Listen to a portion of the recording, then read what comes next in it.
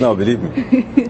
So, okay. So it's rank, and also there's of course the basic salary, but then you have also other benefits depending on the country, and similar a little bit to other systems. I mean, if you're on a hardship post, then you are compensated. If you're in a place where I don't know, like London here, living cost and housing, renting is exorbitant. So compared to, I don't know, other places where rent is cheap or easy to find and so on, it's less. Okay. So you were in Paris for 4 years. For 4 years. Yeah. Oh, so nice. I love Paris. So my first daughter was born in Brussels and the second in Paris. Okay. Do they have Egyptian nationality? Yeah. Or? Yes. Okay. Well, both countries do not give nationality by birth. So. I didn't know that. Yeah. Okay. So, and I think also, I'm not sure, diplomats, because we live on the margin, we're not considered as residents in the end.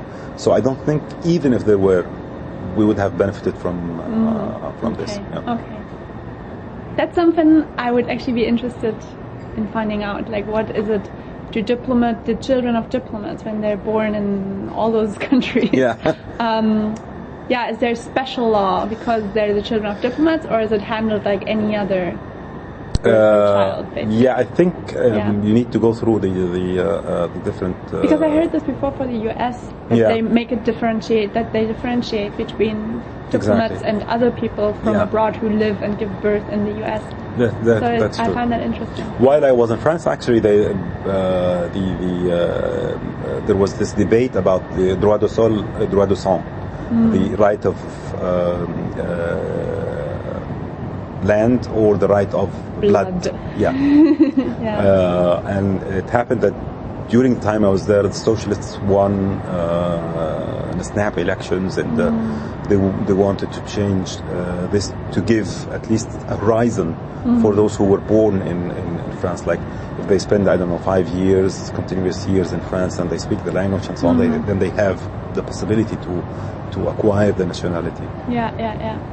And how is it within the Egyptian case? Are Egyptian diplomats covered, so insured, for example, health insurance? Yeah. Does that go through the embassy or through the Egyptian government, or is it in your own responsibility? No, through the Egyptian government. Yeah, it's first it was not. We would locally, each embassy, I mean not me personally, but each embassy locally would contract a broker to insure the staff. But I think like 10 years ago, they started negotiating with international companies like Bupa, like Allianz, and to cover the diplomats worldwide, except for the United States.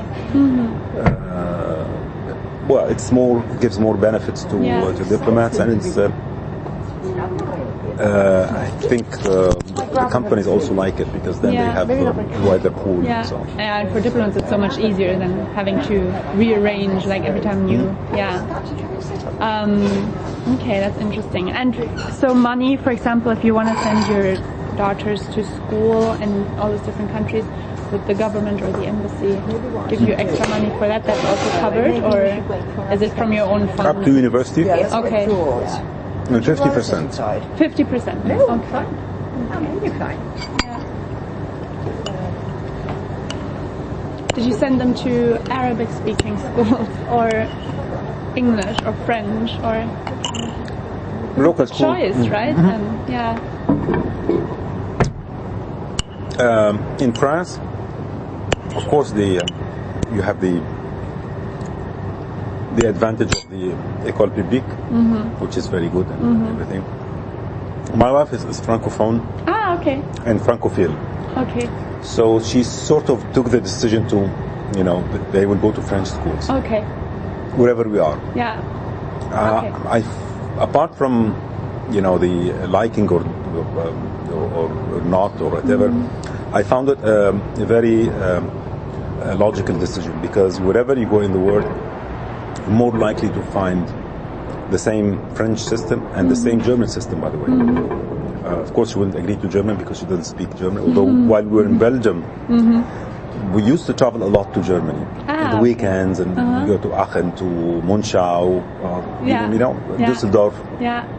And I would, because I knew German before I could speak it. Yeah. So she got jealous and she started learning German while we were in Belgium. Yeah.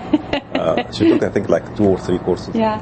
But then she forgot most of it afterwards. Yeah, however, but she said we better do with the French. Okay. The advantage is that wherever we go in the world, there's French lycée. Yeah, and it's the same curriculum, it's the same school. Yeah. Unlike, mind you, the English language, because then it's either English, meaning British, or it's American, or it's international, or different. You don't have really the same. While with the French, if we move tomorrow from Paris to Nicaragua and there's a French lycée, most probably they will open the book, it's the same page where they stopped. Yeah. And that's fantastic, really. Yeah, true. We came to find out more and more, we convinced more and more later on. Yeah. So, no, they went in Paris. My older daughter, she went to the French public school there. When we were back in Egypt, we had the option to send her to the French lycée in Cairo. My wife took the wise decision because she was 6 years old at the time, Farida.